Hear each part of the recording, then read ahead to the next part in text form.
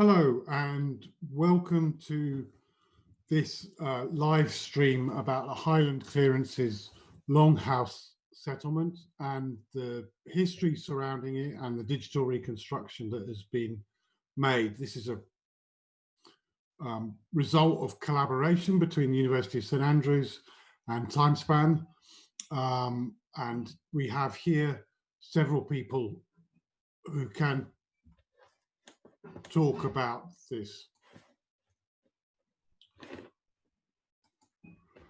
So first of all, myself, I'm Alan Miller. I'm from the University of St Andrews. Jacquie Aitken is here with us, and Jacquie has led the interpretation and the development of the Longhouse. We have Sarah Kennedy from the University of St Andrews, and Sarah has, hi Sarah. Sarah has done the actual modelling and some of the interpretation and is responsible for the great things that we will see. Ian Oliver is here as well, who's participated with respect to the landscape and with respect to the systems that have been used in creating the reconstruction. And we have Catherine Cassidy, who is also here, and she's done a lot of the 3D modelling of digital artifacts that have been turned up by the archaeology.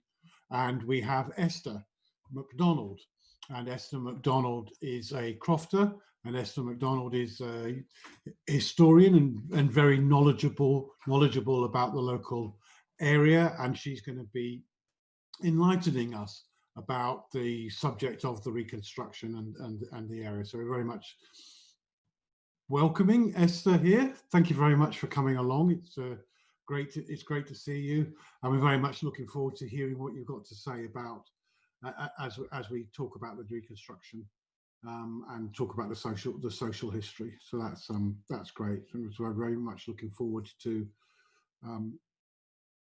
the show. I think that there are a few slides, so I would just like to go through a couple of the slides. So this slide you see here, see the past, imagine the future. So all of the work that we're talking about here is part of the CINI project, and CINI is a project for the Northern Peripheries and from the Northern Peripheries and Arctic programme, and it involves a whole range of different people. But one of the things that different organisations, but one of the things that we've been trying to do is to develop, as part of this project, develop digital heritage, digital representations of heritage in order to promote and preserve that heritage. And this is a project which is coming towards its end. It's due to finish at the end of this year, and it's been running for 3 years. And if we move on to the next slide, we can see some of the partners in the CINI in the CINI project. So yeah, so partners including in Scotland, University of St Andrews and Timespan Museum, but other partners in Ireland, Ulster University, Donegal County Museum, in Iceland, Skrýda Cluster, and Locatify and the Heritage Organisation of Iceland, and in Norway, Museum Nord and Aurora Borealis Multimedia. So it's a nice international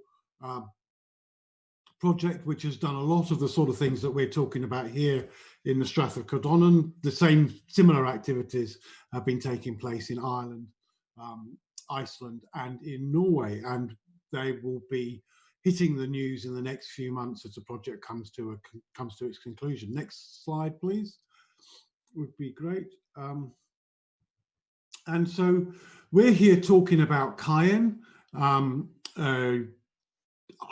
pre-Highland clearance, and this is something that St Andrews, Timespan and St Andrews University have been working on, I think, for the last, coming up to 10 years. So we started in 1913 doing digital interpretation, digital reconstruction with Timespan in quite a small project, and the project was supported by Interface. So we had an innovation voucher with Interface funded by the Scottish Funding Council for us to work together on it. And we worked with different technologies, something called OpenSim.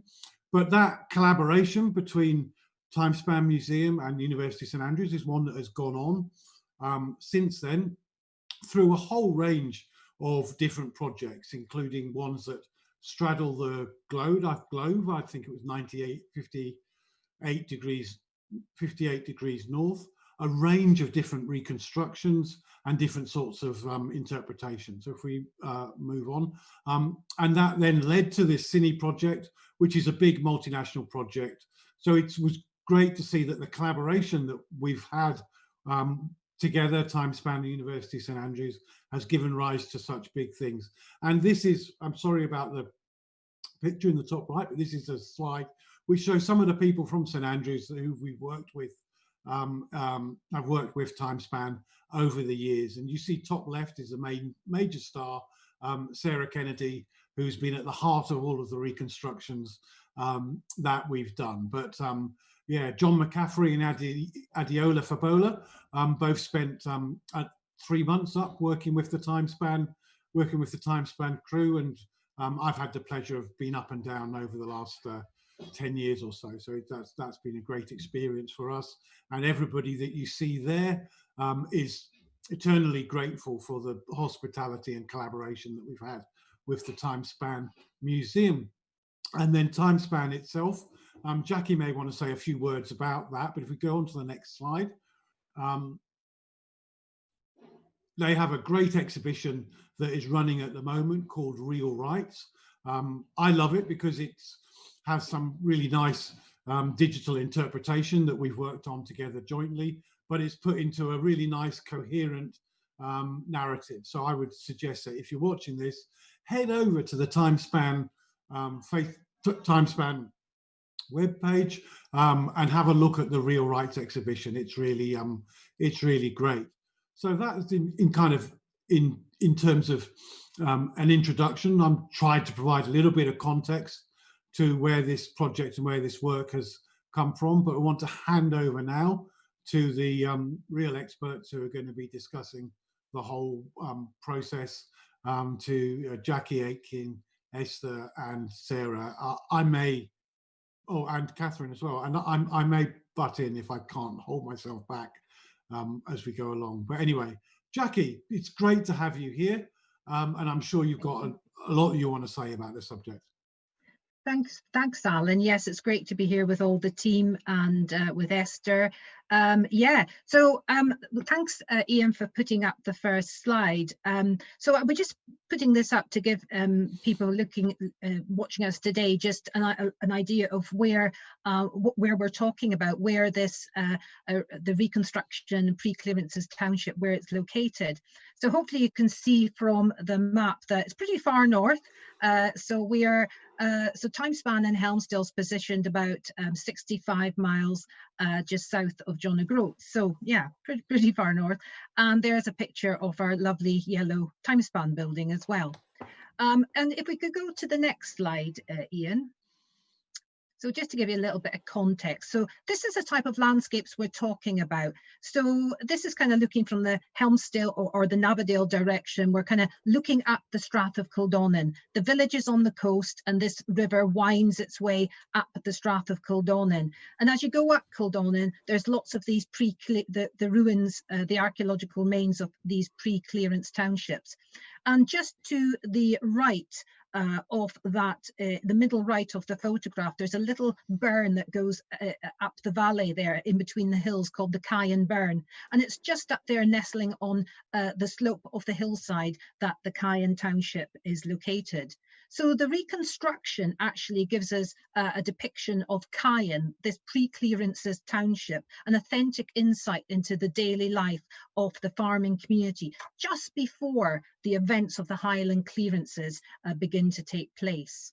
Thanks, Ian. So this is the model itself. So I think it would be quite nice if we take a little sort of look at just fly around the model, Ian, just to show people the context of the landscape, and then we might we'll talk a bit about the context, and then maybe Sarah and Ian, you could talk about a little bit about how the landscape was developed. So so Caen was one of over 100 small farming settlements in Kildonan, and it's estimated that there were 2,000 people living in the strath around the 1800s. So the group of buildings that we're flying towards at the moment is situated at the edge of a very large arable area of land in the lower slopes of the valley of Caen. And I'd be very interested to hear, because I mean, obviously it was a very interesting process, the development of the landscape. We've not just shown the actual landscape, but we've also shown the cultivation, the vegetation. But maybe you could tell us a little bit about how that digitization process was made. You mean me? So we work in Unreal Engine, which is a gaming engine, and Ian is actually responsible for the landscape, which he's generated from OS data, so it's all very accurate. And then from that, using your archaeological dig evidence, you've got the scale of the buildings and the layout, and just kind of built it up from the map, really, with your help, obviously. I mean, it was amazing to think that we could actually go back in time to 1813 to see the last depiction of real arable farming, subsistent arable farming in the Strath of Kildonan. It had been happening for 6,000 years. So the sub-tenant farming system that we're literally looking at being depicted had been relatively unchanged for, since that time. But to give us a little insight to what contemporary accounts of what the township was like, because we're seeing only a part of a bigger township. So I'm going to introduce you to Esther, if she's about. You might have to turn your unmute yourself. Hi, yes. So maybe you could give us tell us a little bit about where this account comes from that gives us this real insight into Caen, and maybe you could read it out for us, please. From Memorabilia Domestica, or Parish Life in the north of Scotland. It's a sage's book, and on page 100, it's all in different sections. And it says, the last form or township on the banks of the Helmsdale is Caen, a snug sheltered spot surrounded with hills to the northwest and east and having a southerly exposure.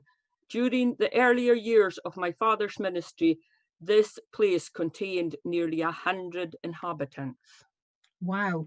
So that really just goes to show, Esther, that this was quite an extensive township. And it was scattered over this valley, and we're looking at one part of that township at the moment.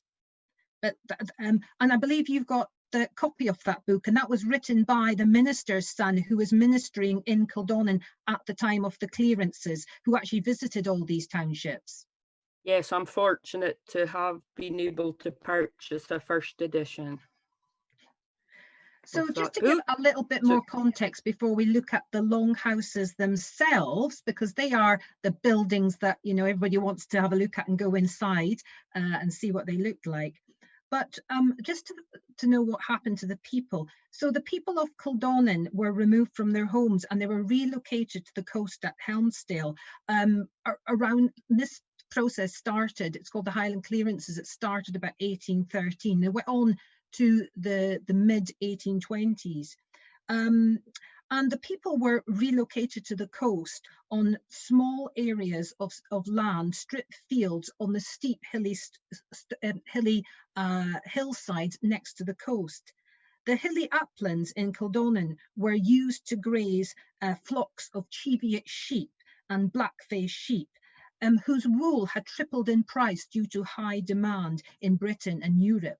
So the people and the sheep could not both be accommodated in Kildonan, and this system of this massive system of improvements in these upland, hilly, moorland areas really transformed the land use in Kildonan, removing the people to the coast and replacing them with a higher profit yielding sheep farms.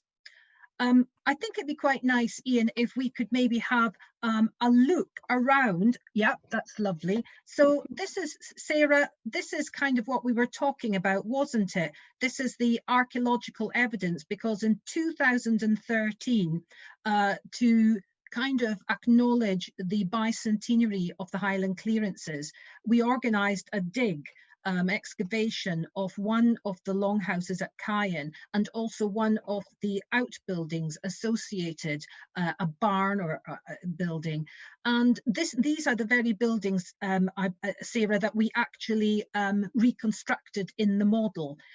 Maybe, Ian, you could just take a fly around the longhouse, while Sarah, maybe you could just tell us a little bit about how we went about that digitization process.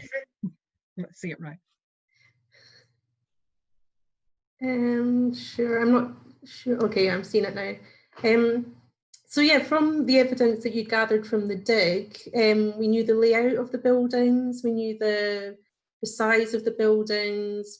You found cobbled areas, which were obviously work areas, and in doorways. So we incorporated all those details into the model.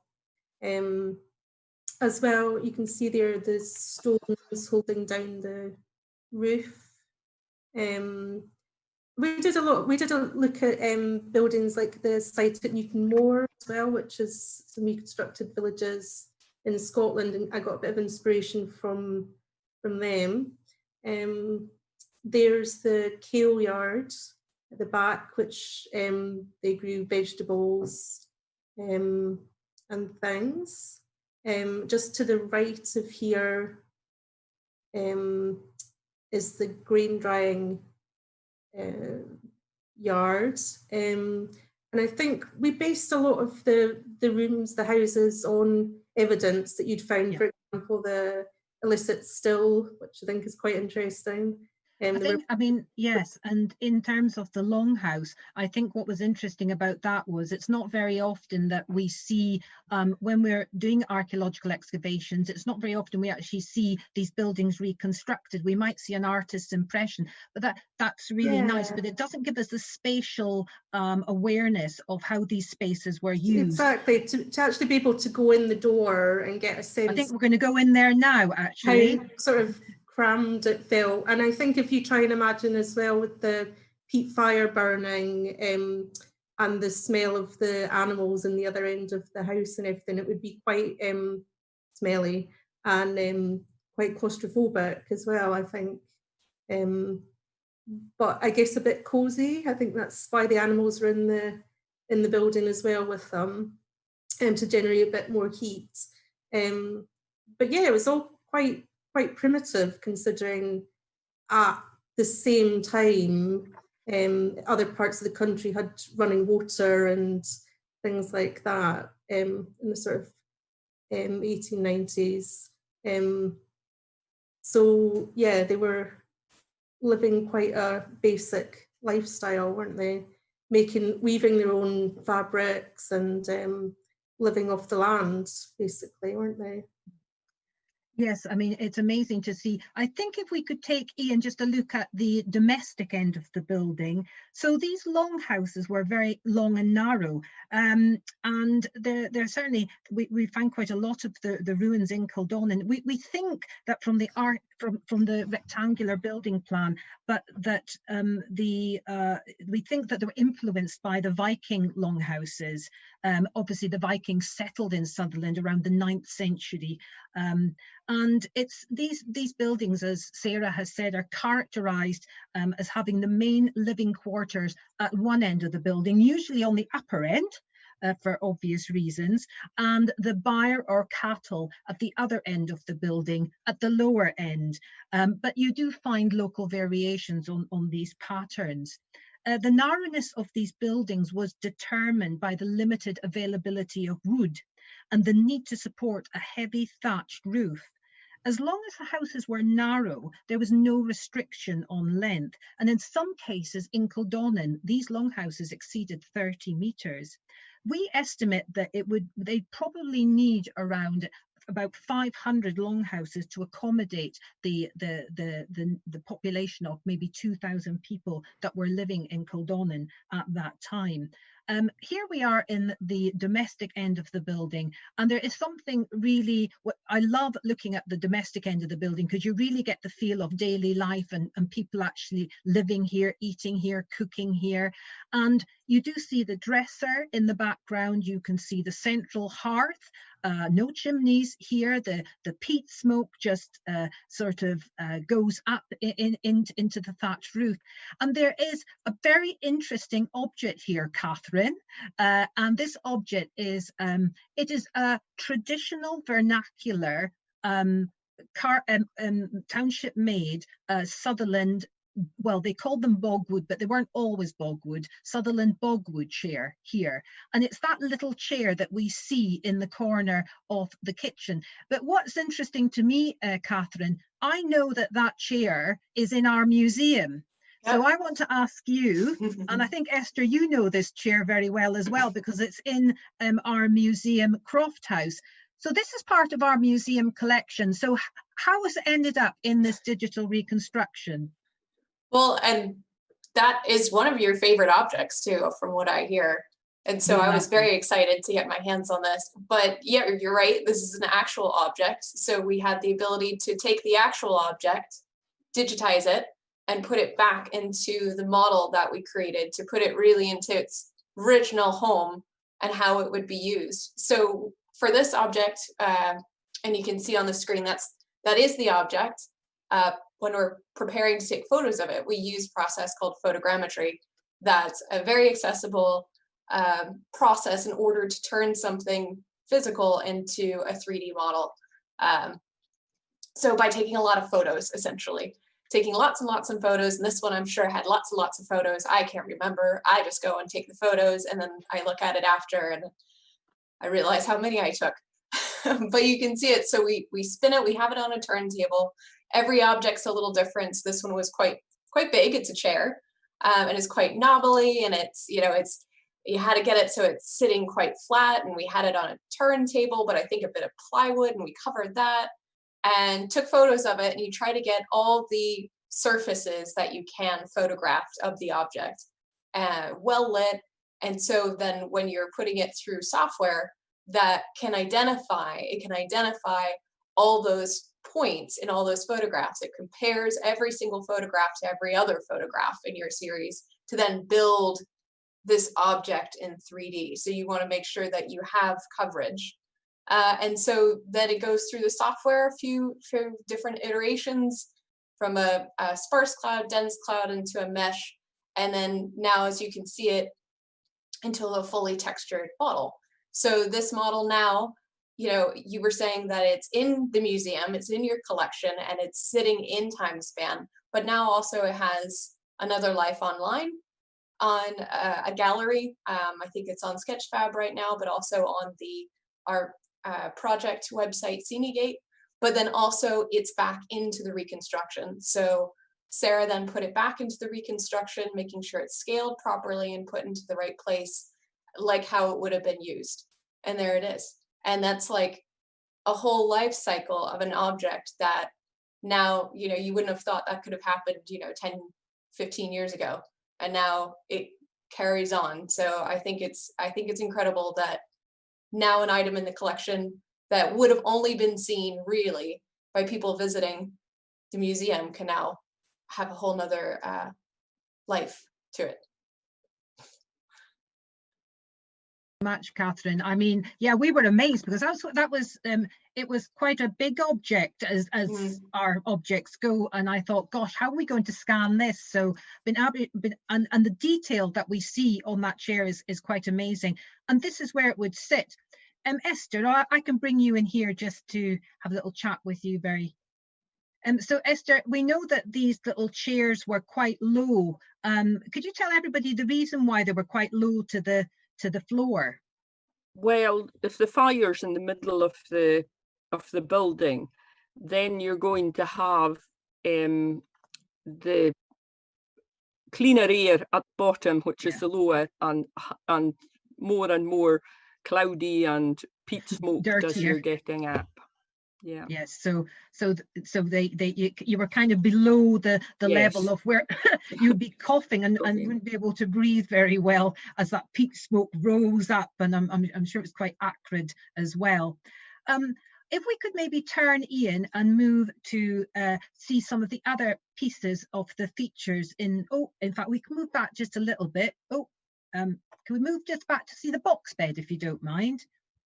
Because this is something, and certainly if Sarah, you want to add anything to the conversation here, I'm just showing the viewers just some of the pieces that we recreated. In the excavation of 2013, we actually came across marks on the floor. It was kind of like the ghost of where something had been. You know, when you if you lift a wardrobe that's been there for 10 years, you see the mark on the floor. So when we excavated the floor, we actually found these rectangular shapes. So we think it's where a box bed would have been in the house, and literally the wood has been dismantled and taken out of the building as being very precious. So we've represented the box beds, and they were also used to divide up the interior of the longhouses, creating rooms in themselves. And we'll maybe take to the mid longhouse, and then we'll go through to the byre end, Ian. Thank you. And I think you were also saying, Catherine, about the weaving. So we've got the weaving loom represented here as well. A lot of storage area. And we could just maybe go to the byre end, Ian. And maybe Esther, as we're going down there. So what's happening at the byre end here? In the byre end would be the animals that they were keeping in winter, in wintered. Mainly you would use the byre for keeping them over the winter, as opposed to what would be killed for food before the winter started. And of course, as you were saying earlier, the heat as well, and the heat generated by the animals. So this could have got quite messy, literally, if the they would be cleaning it out every day. Yeah, and at least once a day. I think we've got archival records that they actually knock out the bottom end of the wall as well at the end of the winter, just to give it a proper clean. And then they build the walls up again. So sometimes the byre end walls of the houses are less well built than the others, because they're knocked out quite frequently annually. So maybe Ian, we could maybe come through the longhouse, and we could just come out of the longhouse. And while you're doing that, we could maybe head over to the corn drying kiln. And while that's happening, Esther, maybe if you could tell us, because you've brought some archival information with you today about what happened to the people when they left this township. And I think that's important to share, that we're actually looking at the last days of this township here. And a lot of these people went to a place called Garty Moor. I was just wondering, Ian, if you could show. Lovely. So we know that the people that we've been looking at in that township and their longhouses, they didn't end up staying there. They went to the coast, and they went to this place called Garty Moor. How did that process take place, Esther? You've got some letters that tell us how the estate actually put the orders in place to remove the people to the coast. Well, Robert Pope was the ward setter for Garty Moor. So he leased the land from the estate, the Countess and the Marquis. Yes, and they were navigable, but then he dies, and the executors were a Joseph Gordon and a William Pope, who was Robert Pope's brother, and he actually lived in Garty Moor. And then in this letter from Patrick Seller, he is writing to William Pope in Garty Moor, basically saying that Mr. Joseph Gordon had given his consent, and then writing a letter and telling the man, the deliverer of the letter to William Pope, to wait for a reply. And this is what he's told to sign. Understanding that the opinion of council has been taken by Mr. Joseph Gordon, WS, regarding the reconstruction of William Pope's Wadset and the estate of Sutherland, I feel myself at liberty to consent that an action of removing against the tenants and possessors of the Wadset for their removal at the ensuing term of Whitsunday shall be forthwith raised, either in Mr. Gordon's name and mine, with concurrence of the servers or their names and our concurrence. I likewise agree to remove the Wadset voluntarily without putting you or your noble clients to the expense of rising an order of redemption, and I oblige myself to, wait, I turn the page, execute a voluntary renunciation of the Wadset I have mentioned to take effect of Whitsunday. So the people that were actually there and living on the Wadset ground, they were removed.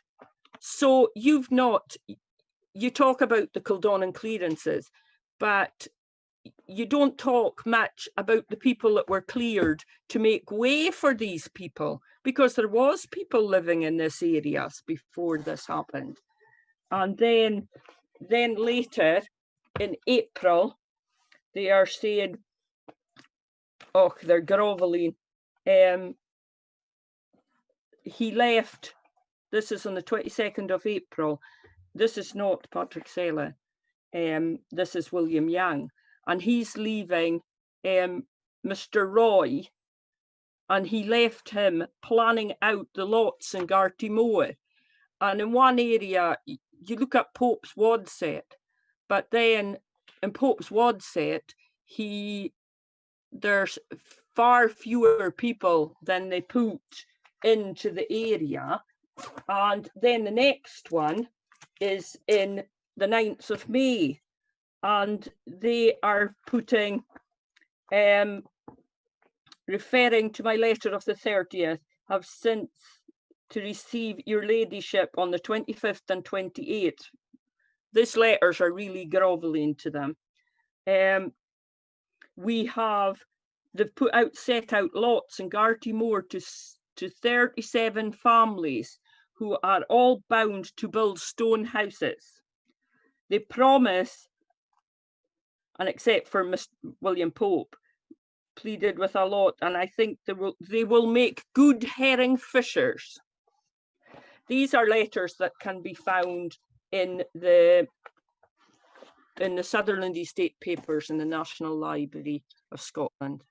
Wow, it's amazing to hear the actual evidence in real letters that relate to the reconstruction of this township and the story of the people here that left to go down to the coast, and the orders that were put in place that would change a way of life that had been happening for 6,000 years. Esther, thank you very much for that. Maybe Sarah can say a little bit about this building here.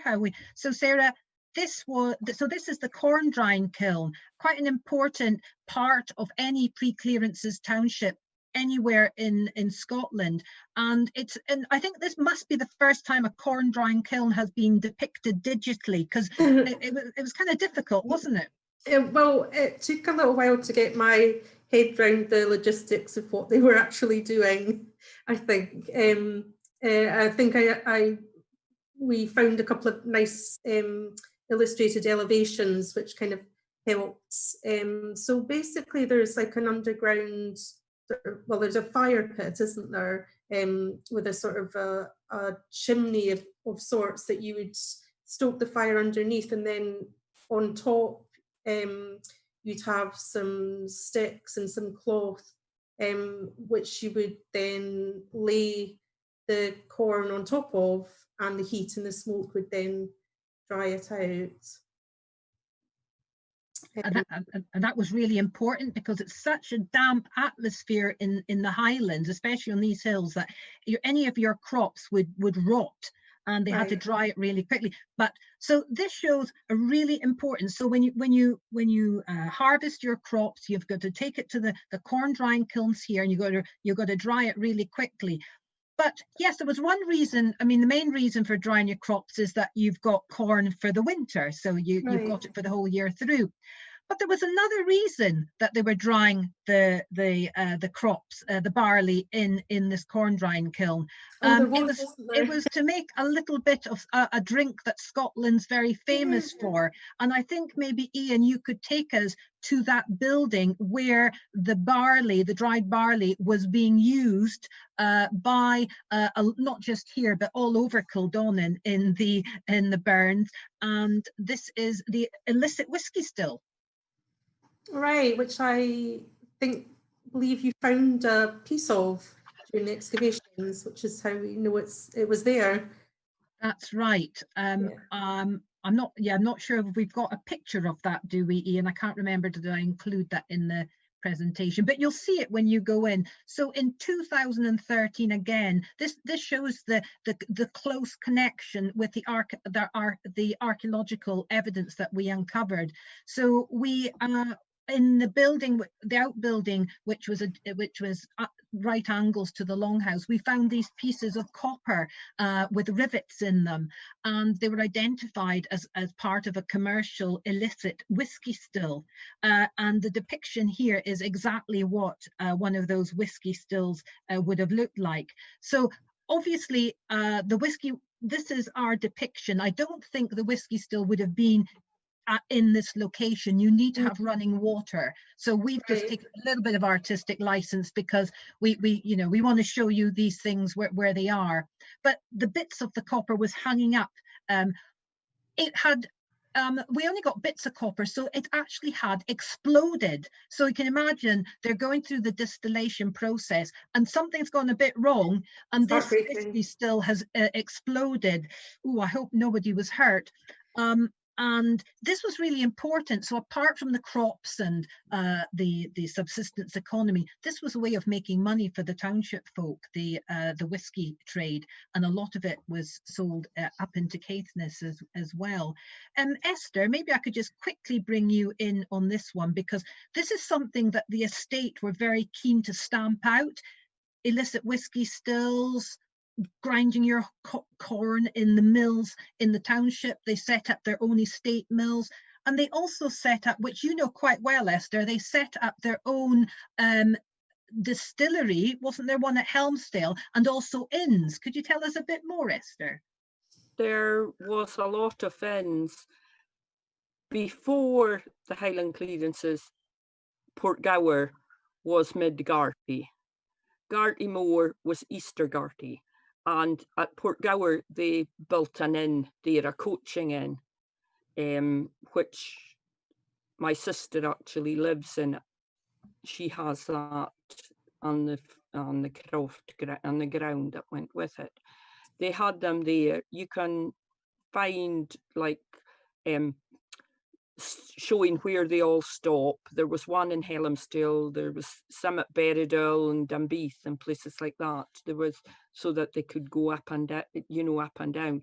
But in saying about the distilling, I know that one of my own people was still, they were still using that in the 20th century. So it's not that long ago that illicit distilling stopped.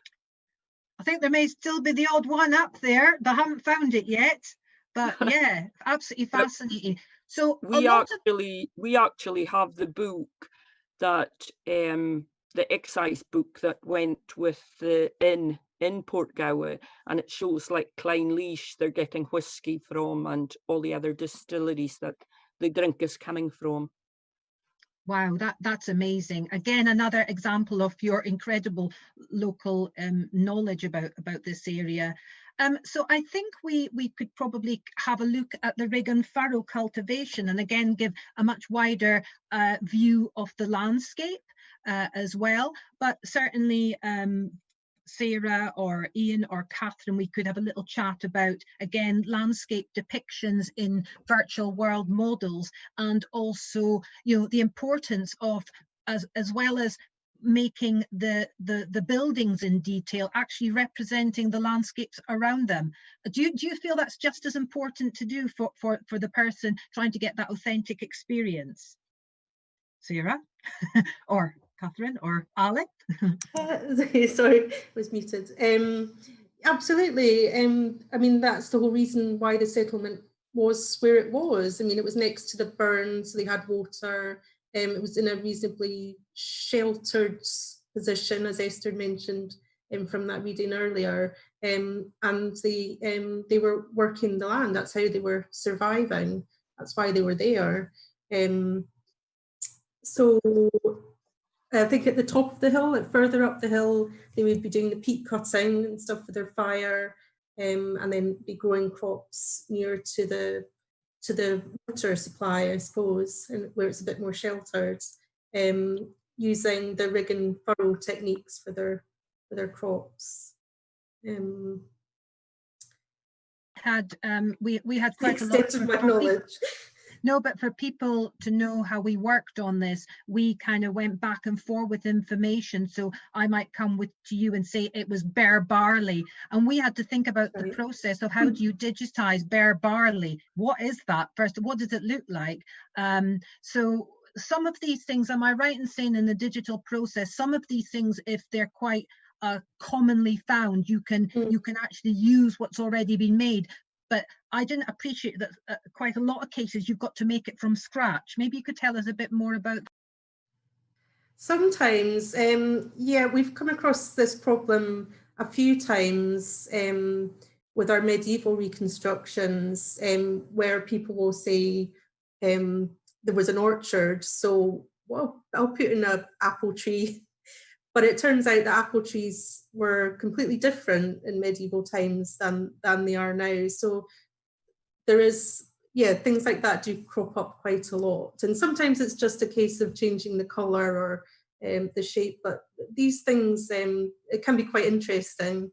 We have, I think Catherine scanned a old apple once so that we could digitise an apple. Medieval apple and put it in a tree. So there's ways around these things, but yeah, different kinds of crops and shrubs and can be challenging. Well, and I guess you could say, Sarah, after we finish a project like this, where we know the place and we know the time area, we've almost created our own assets for this time period. So then we can go back and use certain ones if we know, if they can kind of like go over here and work for this area. It was a similar time, and maybe we fiddle it with it a little bit, but it's similar. Yeah, we're building up quite a library of various artifacts and foliage over the years, and that's all part of making it realistic and making it interesting. Topics to talk about, why they were different, or I know more about apples than I thought I would. I think it's also it's interesting how things have changed, because the first time we did this we did a reconstruction of Caen, because we've done two, but the first time we kind of like could do the landscape nearby, but we kind of stood in the middle and took photographs of the horizon and surrounded the model by that.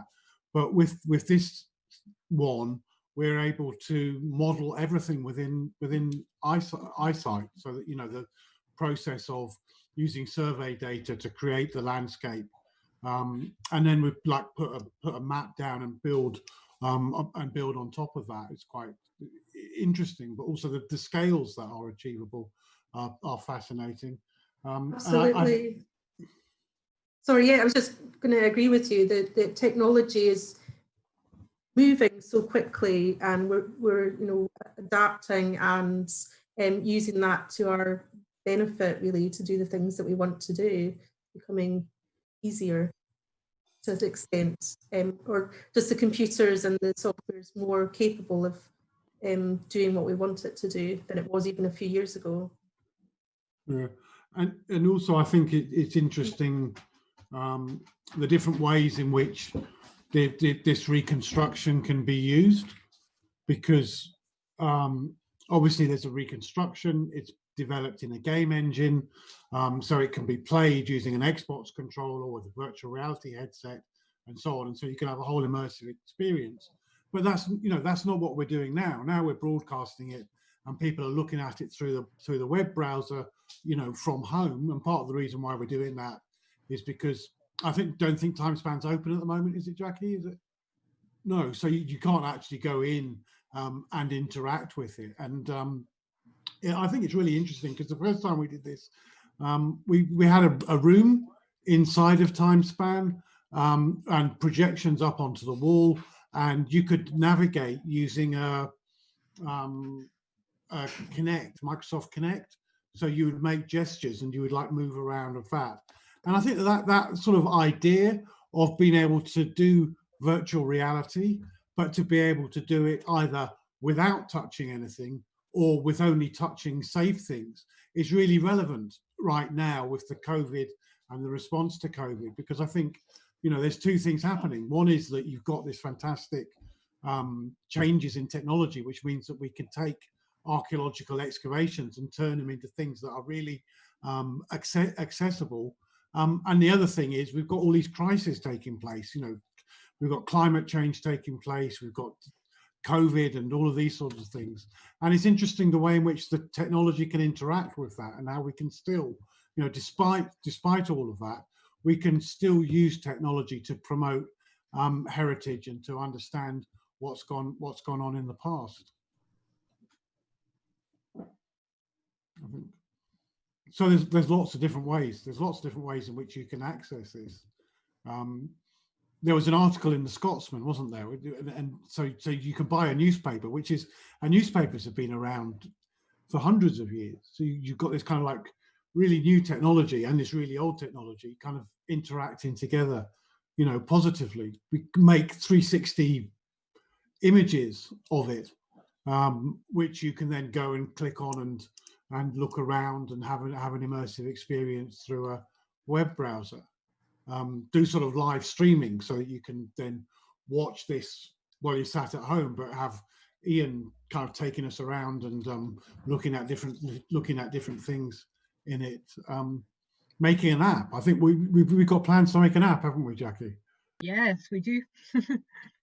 Yeah, I mean, we're very fortunate. We've as a Highland Museum in the North, we've had great opportunities to develop our digital, you know, tools, our skills, and to be able to work with yourselves. So, you know, I think it's really important because it's only through this that we're able to be much more accessible and actually, you know, show this accessibility of landscapes and of objects and of museums collections, especially in the current situation as well.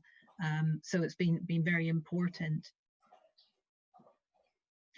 Yeah, I think, I mean, I was just going to say just as well, thinking about the township itself, we were talking about the kind of what happened to people at the kind of end of days at the township and the kind of clearances aspect of it.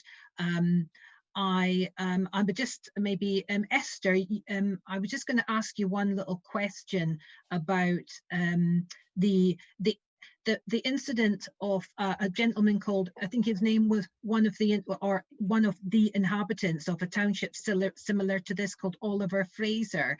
Because I think when you talk about a person and what happened to them, you actually can fit it into the story of the building and the township reconstruction quite well. So imagine Oliver Fraser was from this township. What happened to him at the time of the clearances?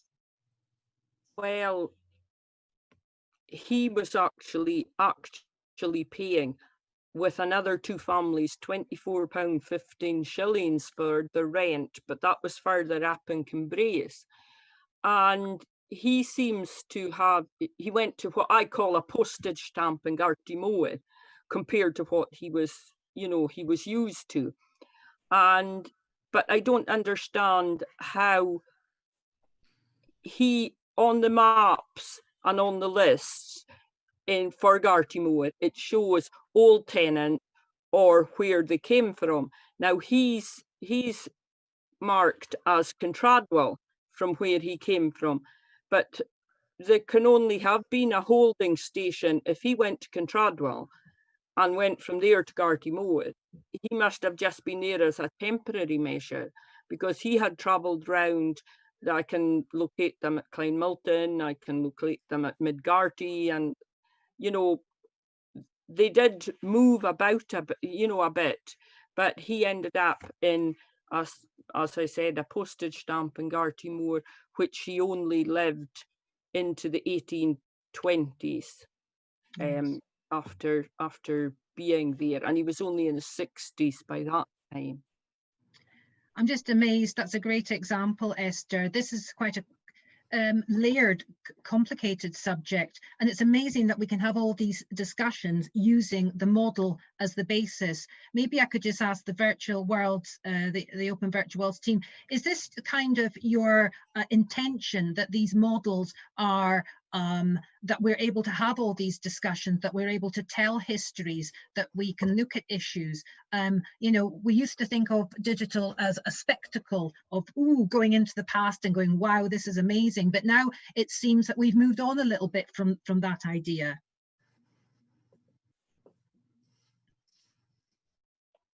I think so. I mean, I remember that having a workshop in Timespan, looking at a model reconstruction of it, and there was like discussion about the model, focused on, like, you know, how clean would the insides have been? Have you made them sort of dirty and grubby enough? Have you made them clean enough?